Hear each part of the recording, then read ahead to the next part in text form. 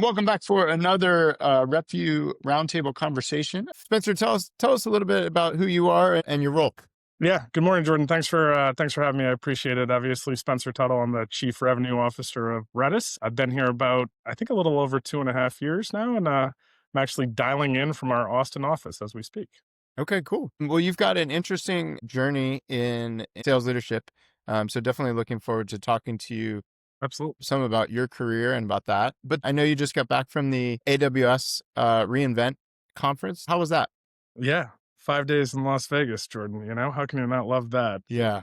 No, it was a really great event for us. I think it's my third reInvent at Redis, and it was by far the best reInvent for us. We've made a lot of advancements, a lot of kind of new product capabilities over the last couple of years that really launched at reInvent. But it was just an incredible event for us. A couple stats, like we had 125 executive meetings. We rented out a room, which was incredible. We had over 300 booth demos. We had 300 people at a hallucination lab with partners, and we had over 400 people at our opening happy hour party. So it was nonstop, but super active and just a great vibe for Redis across the entire week. I noticed that you had that. It certainly sparked curiosity to sort of lean into the idea of AI hallucinations. Just to be clear on the nature of the Yeah, hallucinations. right. But tell me a little bit. I'm curious why. How did that work, and what was the angle there?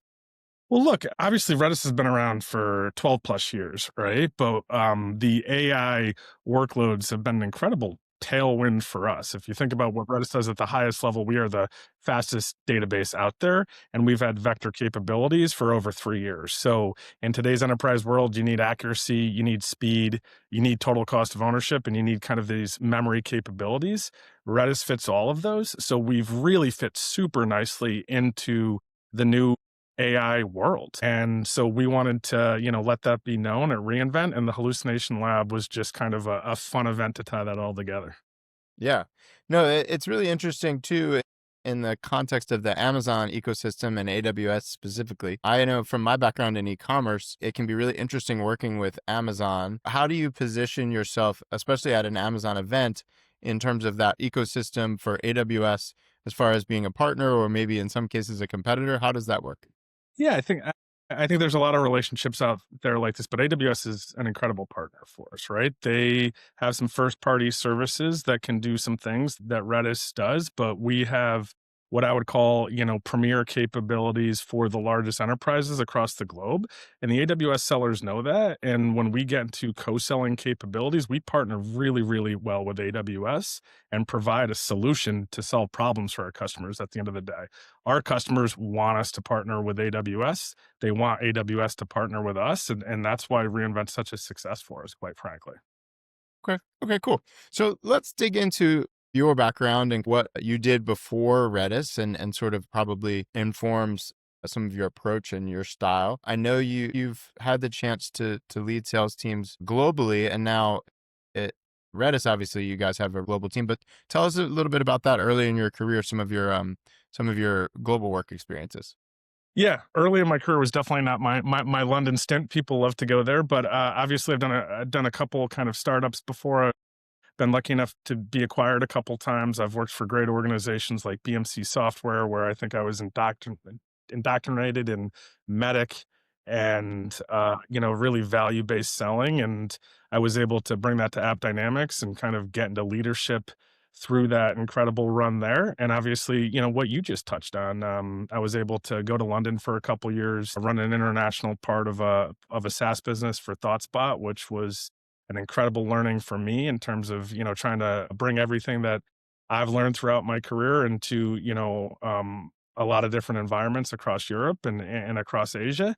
And just a great experience, professionally and personally, that hopefully, I still bring with me now as I'm running a global sales organization. So tell me a little bit about sort of that experience or some of those early experiences as a rep, having moved up through the ranks, if you will, having essentially done the job. How does that inform your perspective as a CRO? I mean, I hope it still, drives a lot of kind of how I think and decision making and how we prioritize, what we're rolling out from a programmatic approach at Redis. Our sellers, our individual contributors are the most important part of the entire Redis engine here.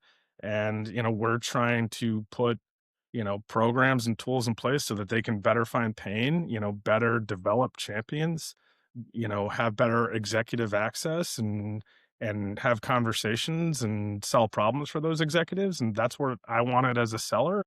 And ideally, that's what we're bringing to our sellers here at Redis, the capabilities to go do that and make real impact within large enterprise organizations. Okay. So let's help people get a bit of a flavor of you and who you are. Kind of you're obviously busy traveling and leading the team, but when you're not at work, like what's something that's been sparked your interest lately, entertainment wise or anything else? Give us some flavor there. Oh, wow. Entertainment wise or anything else. Well, look, I got two boys. I got a 14, a 12-year-old here in a couple weeks. So they keep you, I think, Jordan, we were just talking, they keep you pretty For busy. sure. So For sure. I feel like I travel all around New Jersey watching soccer games in the fall. We're a big ski family. We try to get on the mountain as much as we can. I went to University of Vermont, so I got that in my background. Try to read, as much as I can, just both kind of for enjoyment and for obviously, getting better at the profession. Hmm. I would say that's what's keeping me busy outside the global travel, like you mentioned right now. Anything in particular that's you've found interesting or would recommend book wise? I'm always curious about that. Wow, it's such a personal question sometimes, right? Look, my wife's an English teacher, right? So I go through spells where I feel like I dive deep into a subject, and I'm going back and reading some classics right now. And I've finished Oscar Wilde's The Picture of Dorian Gray, which was a book written in the 1880s. Sure. I'm now reading a John Steinbeck book, East of Eden. Okay. Yeah. But I always try to mix in some work related books there, right? Mark Roberge, who was the CRO of HubSpot, I just finished his first book. He now runs Stage 2 Capital, I believe, and I just ordered his second book too, which is I think called like The Science of Scaling Sales Organizations. Okay. So Oh, try to interesting. kind of intertwine those with some enjoyment reading, if that makes sense. Okay. No, for sure, for sure. My wife is an ethicist, so I understand kind of having a very non-tech perspective in the family, which can be helpful. Yeah, I had this moment like 6 months ago where I realized I hadn't read a lot of the classics, so I'm kind of pushing myself back to that. Yeah, yeah. Good for you. All right, Yeah. cool. Okay, so let's take it back to the professional side now. So give us kind of your sort of your elevator pitch, but even at a high level, if somebody in your family, somebody who's like even non-tech in the non-tech space, like asks like, hey, what does Redis do? Sort of how do you frame that? And then we'll take it from there into more of the specifics. Yeah, really good question. I mean, look, Redis is the fastest way to run mission critical real time workloads globally, reliably, and at massive scale. Okay. Like that is where we fit. If I go a little bit beyond like the mom or the aunt pitch, like you just said, I would say we do that across caching. We do that across vector capabilities, which is obviously driving a lot of these AI workloads. We do that across streaming and we do that across search. All right. Like that is where Redis fits. The beauty is developers love us. We're built by Redis, built for developers, and now we're hardened for the largest enterprise across the globe. Okay, cool. All right, so let's dig into some tactics now. If any sales conversation that you have these days, especially in software space, people are curious about AI. So not specifically AI within the tool itself, the platform, but more in terms of AI for the process that your team uses. What's kind of your view on how AI tools either should or maybe shouldn't be part of the sales process? They can absolutely be part of the process and part of the process to um, get the thought going or you know, increase some productivity. But I personally get really worried when it's driving too much in the process. Hopefully, I can explain to you why. Like, we bring a value based sales approach to our customers. We try to, deliver what we call the three whys, right? So that we can have a conversational component around what was Medic back in the day, when we talked about my BMC or why anything, what is the problem that we're solving? Why Redis? What is the unique differentiation that we have to solve that problem? And why now? Like, what is the pain and urgency to solve this now? And it's a conversational kind of way to engage with your customer and prospect about the problem that you're solving. You can use a lot of AI to go kind of put thought around that and go have an opinion when you're going to a customer from research, from ChatGPT, from a lot of the tools out there. But I still ask the same questions to my sellers every single day on a deal review when they pull this up after using AI. And they're kind of sick of it probably by now, Jordan. It's has the customer seen this? It's great if we use AI, but is the customer actually engaged in this? And then has the customer and prospect, in my terms, put pen to paper? Have they actually like engaged and like made an impact on this problem statement, changed some things, started to take ownership of it so we really know that we're solving the same problem? When you say has the customer seen this, you're talking about like a problem statement or a solution proposal kind of thing? Exactly. The Okay. value hypothesis that Right, we have, right, the problem right. Are they statement. bought into it, or are you just sort of framing this for them? That's right. Okay. Like, AI can help you on that, but nothing's gonna take the place of engaging with customers and actually solving problems together. And that's really, at the end of the day, the responsibility of a sales professional in the sales organization. So I guess what I'm saying is there's a lot of value out there in AI, but you gotta be really thoughtful that you're still doing the basics out there that AI Mhm. cannot do. Does that make Got it. sense?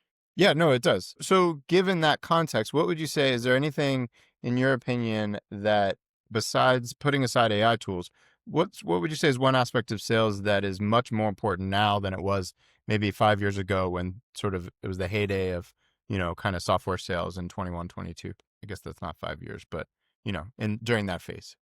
Okay, kind of what we just talked about. I think at this stage, opposed to when you went to like the ZERP era of Mm-hmm. Yep. COVID era, like everything has got to be CFO bulletproof. And I don't think that was probably the case in the era that you were talking about. So if you're not really engaging with your prospects on how they're going to justify this, how they're going to get this through, their decision process and their decision criteria, and what problem they're solving that's going to be defensible and have an Mm-hmm. ROI to it, I don't think you're going to win nowadays. I think that's been the case for most of my, 25 plus years in enterprise sales. I just think if you go back 5 years Mm-hmm. ago, during the time that you talked about, like people could get a little loose and a little sloppy in that front. Yep. Okay. So let's kind of look at Redis in the context of other sales orgs that you've been at. How would you say selling at Redis is different from selling, in other either other products, other environments, or other orgs that you've been in? Yeah, it's a good question. It's crazy. I mean, everyone knows Redis. It is a loved name, brand, and technology. And it doesn't matter if you're one of the largest banks in America, startup tech AI company, insurance, media, SaaS, like everyone knows Redis. Now, what we have to do in my organization is make sure that they actually understand everything that Redis can bring to their teams to their current state. So I would say the biggest difference between Redis and anywhere I've been is everyone knows Redis, but everyone doesn't have a full grasp of all the capabilities of Redis and how much we've advanced our solution over the last couple of years and the problems that we can solve in today's modern world. So, and we'll get into this a little bit more later, but I think one critical thing that I think is interesting is, Redis as far as the open source context. Talk to us a little bit about that and kind of, some of the, I would imagine there's advantages, like you just said, everyone knows Redis. I think that might be largely is that because of the open source aspect? Tell us a little bit about that, and then what it's like to sell in that space for sellers who maybe haven't before. Yeah, it's a great question. What I talked about is exactly because of the open source. I mean, just like we are one of the most successful open source projects of all time. We Mm-hmm. just passed 10 billion Docker downloads since the start of Redis. Like that's a number that I can't even fathom. But just so you understand, like the scale of how and where Redis is used, that's absolutely an incredible thing to our sales organization and to take advantage of. But I think probably one of the new challenges for someone coming into an environment like this is there are people that are very fine and pleased with running the open source solution. Mm-hmm. And, that feels like a different type of no probably than previous organizations that Right. they had. Right. Right. So it's really, truly understanding your customer, truly understanding our ideal customer profile and who needs Redis Enterprise for a rep to be successful here. Okay. No, that's really interesting. So let's talk a little bit about that because it is a key driver, obviously, in what it would be like to sell the product, given the open source nature. So, what would that sort of transition from open source to being a paid customer look like for enterprise companies, and then what might it look like for smaller companies? And how do your sellers kind of know here's a great prospect because they're in this phase? Yeah.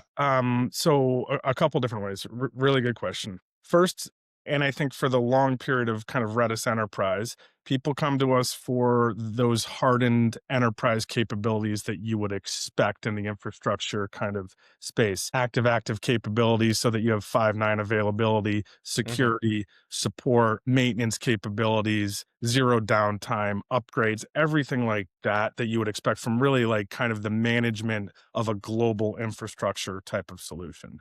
What we've worked on a lot, why when you and I were talking about reInvent as it being a really important event for us, we have a lot of capabilities beyond that that is our responsibility to kind of educate to the world, right?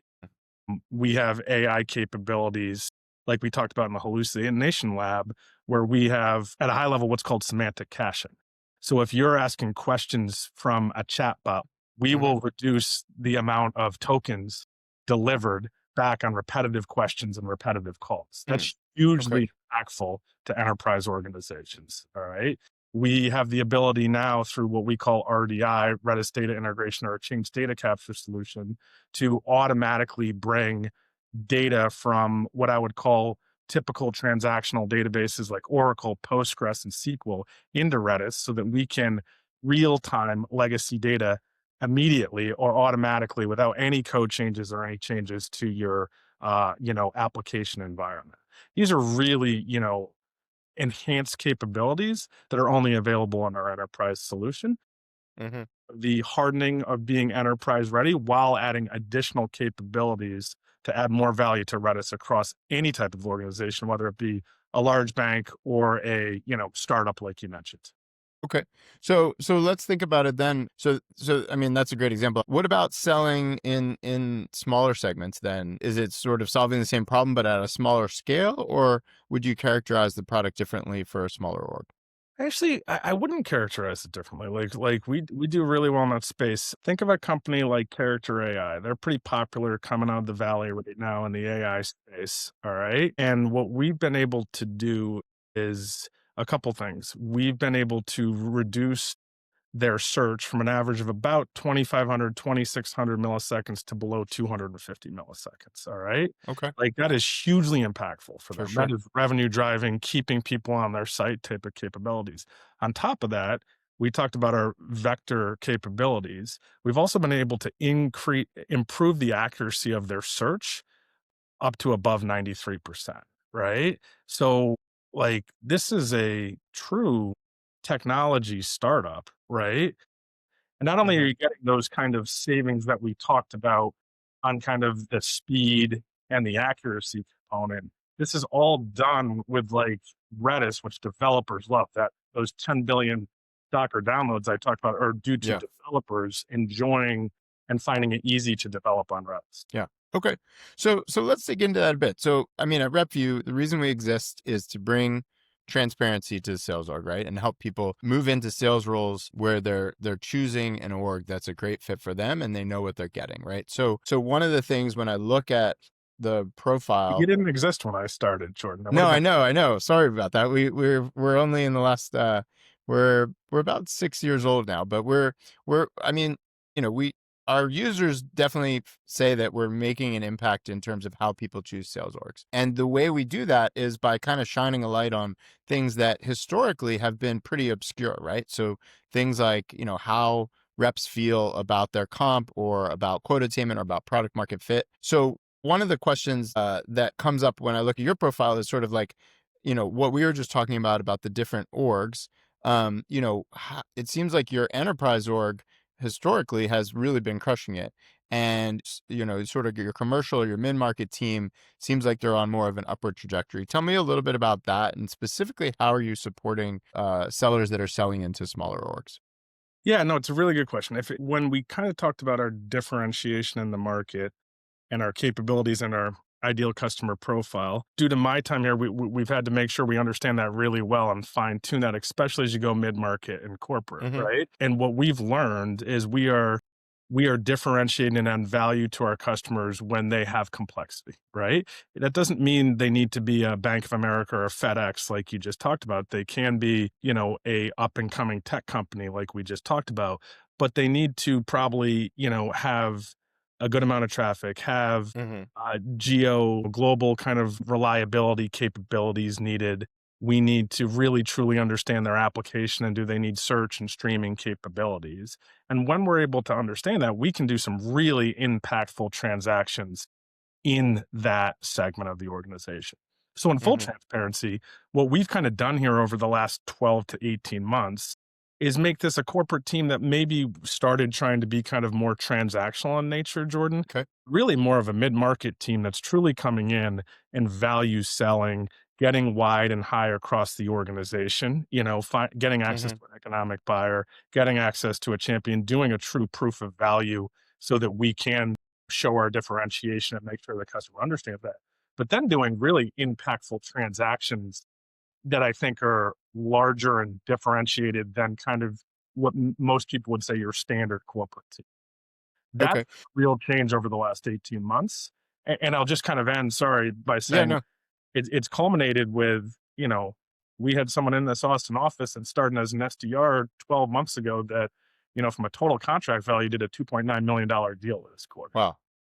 So like On an SMB team, you're saying, or a commercial team? what we call a corporate team. Yeah, Right. which Okay. which is under $1 billion in revenue from the kind of segmentation perspective. Got it.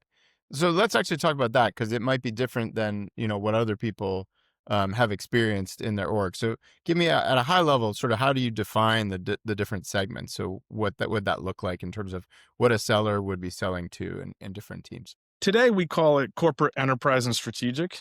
Okay. I definitely think our corporate team's probably more mid-market. We just haven't we've kind of made the changes that I just talked about and haven't made a title change there quite yet because the sales motion that they're doing. Corporate goes up to $1 billion in revenue. It's a little different in different parts of the globe, but in the Americas, it goes up to $1 billion in revenue. Enterprise is essentially everything above that, but then we have a pretty significant strat team or strategic team too that truly has one, two, three accounts, probably a Fortune 100, has global responsibility across that. That's probably already got a decent Redis footprint and is responsible for obviously retaining, growing, and making that customer widely successful.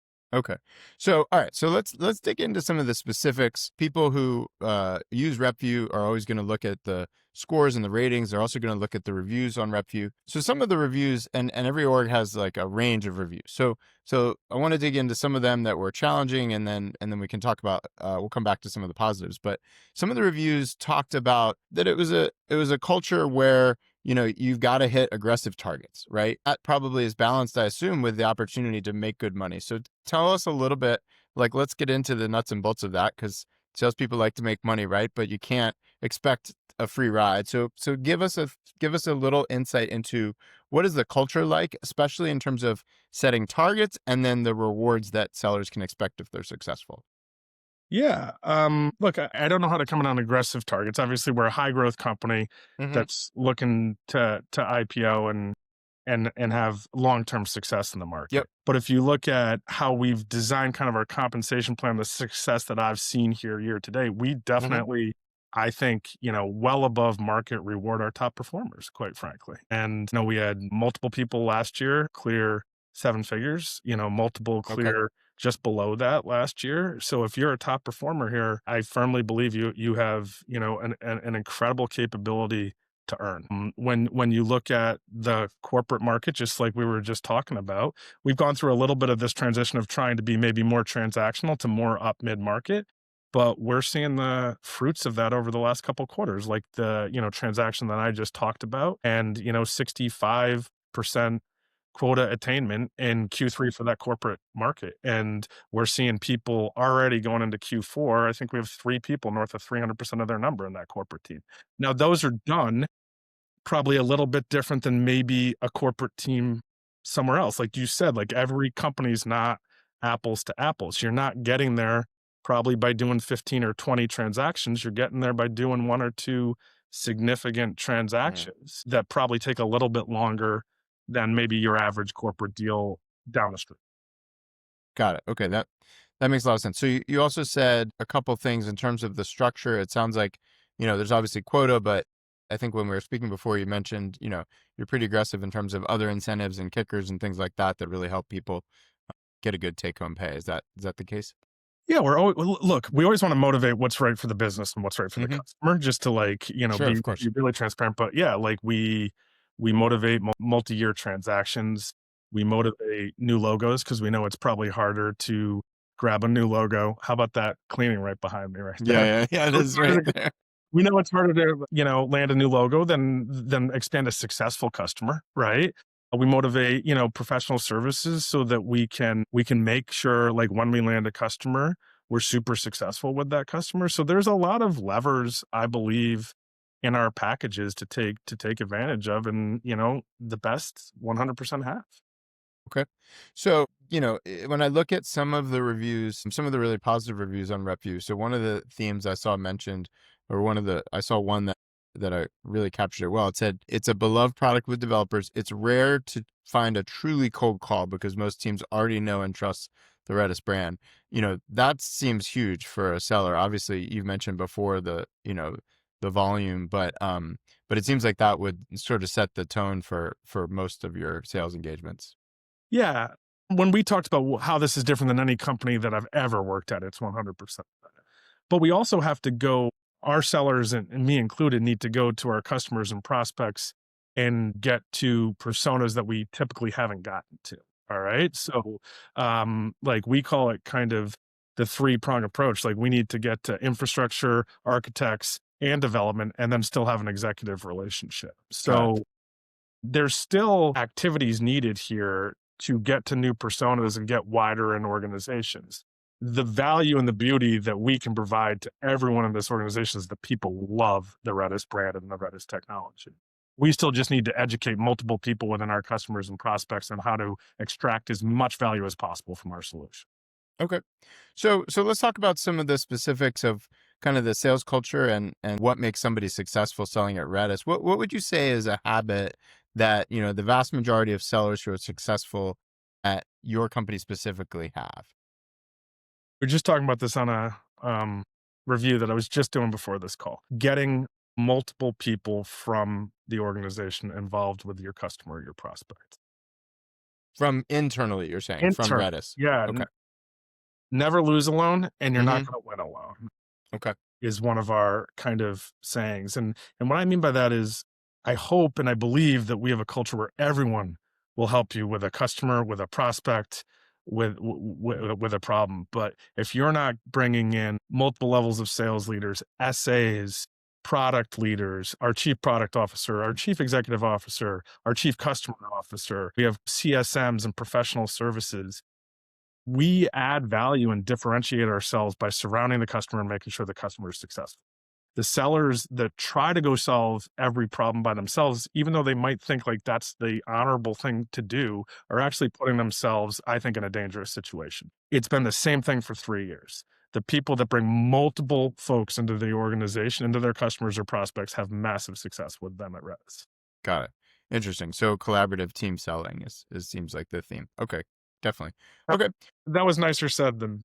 No, but that's good to know because I mean that's not a universally true thing, right? In terms of different orgs, and so it's definitely a good thing. And there are some sellers that are more of a kind of lone gun sort of approach, and so it's a great thing for sellers who might be considering what it would be like to sell at Redis to know that it's more of a team environment, team selling Yeah, environment totally for fair. sure, for sure. Okay.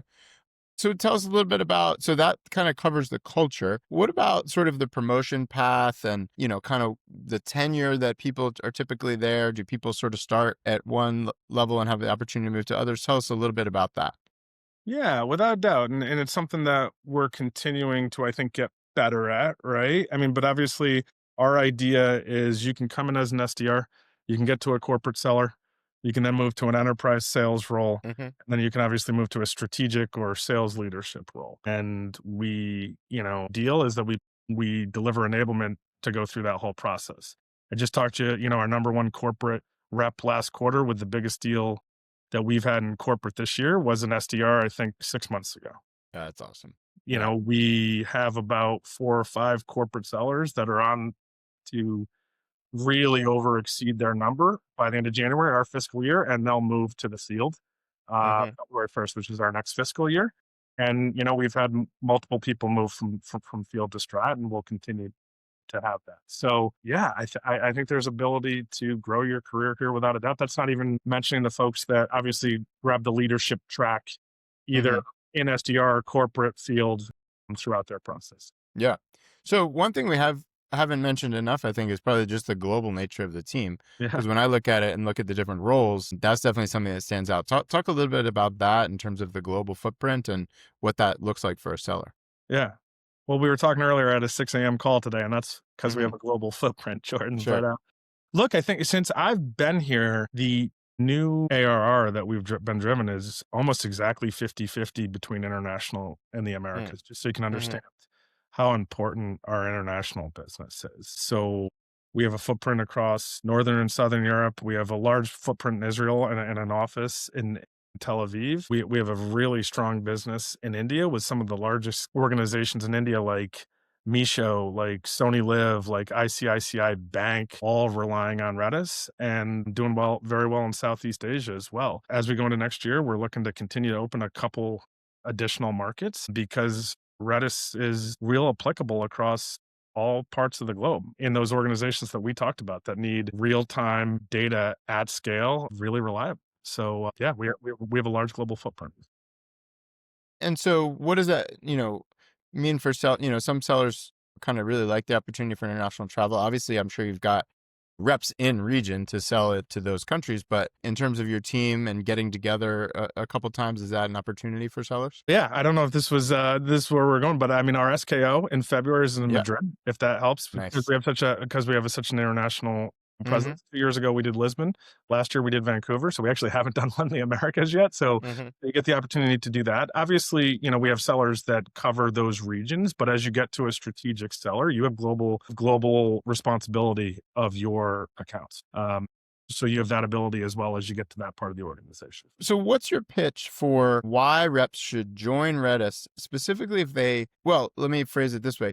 If somebody hasn't sold open source before, is that a prerequisite to joining your team? Or like, what about the opportunity? How would you position it for somebody who hasn't had that open source selling out Yeah, experience? I don't think we don't look for people that either have or don't have open source experience. Okay. Just so you know, Yep. like we're looking for folks that want to learn a sales process, want to operate in a medic environment, right? I think we invest a lot in enablement, a lot in the, enterprise value-based selling that we Hmm. talked about. And we look for folks that want to learn that, have the intelligence and drive to kind of bring that to their customers, and ideally can, bring the skill sets that we're teaching them to multiple, job opportunities after that. But while they're at Redis, I think, we give them the opportunity, like we talked about earlier, if you overachieve, you can make, real life-changing kind of money here. So that's the type of people that we're looking for. Okay. And speaking of opportunities for making money, obviously this is probably not the primary reason that you want to attract people, but I know you mentioned before that the fact that you're kind of in that pre-IPO or planning for IPO phase is not a secret. Talk a little bit about that in terms of how you frame that with your team and how you're thinking about that. Yeah, I mean, look, ideally that can excite people and it's Hmm. part of the journey. I think so there's 100% that. Like that's exciting, don't get me wrong. Uh I think you got to look for. You shouldn't come to Redis just because we're an pre-IPO company. And for anyone out Hmm. there, like maybe I'm preaching right now, like I would highly, urge you not to go somewhere just because they're a pre-IPO company. That's a great thing to be a part of. But hopefully, what we're delivering for you is great enablement around value-based selling, great enablement around, running a sales process, great capabilities to solve real impactful problems at really interesting organizations, grow your career, and have the capability to earn alongside that. I pitched that a lot more than the IPO Hmm. because the IPO is going to just be one part and step in this process. Like we want to be a generational data company and around for well past the IPO. I hope that Okay. makes sense, Jordan, and I hope No, that's for not sure. man preachy, but like, No, no, I think it's a good sort of practical thing for people to understand. It's like, you know, the an opportunity for an IPO is of course of interest to people. Salespeople like to make money, right? So, but the fundamentals have to be there, right? So it makes sense to kind of think about it in context for sure.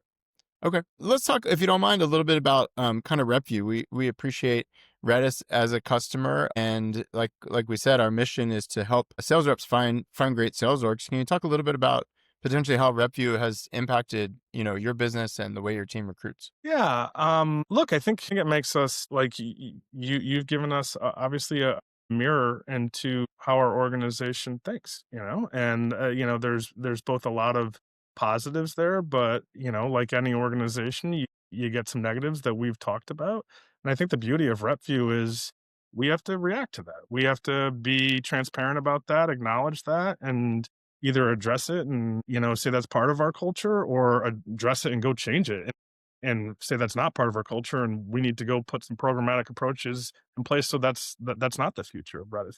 For me, like that's without a doubt the greatest value of Redis of RepVue. Yeah, no, no. I love the candor there. That's awesome. And honestly, that's what this conversation is for, is like for reps to be able to kind of, hear how sales leaders, think about, things that are going great, but also about challenges. So the fact that you're able to kind of think about that and address it head on, reflects really well, I think, on both your leadership, but also, what it might be like to be on the team. Okay. So last question then.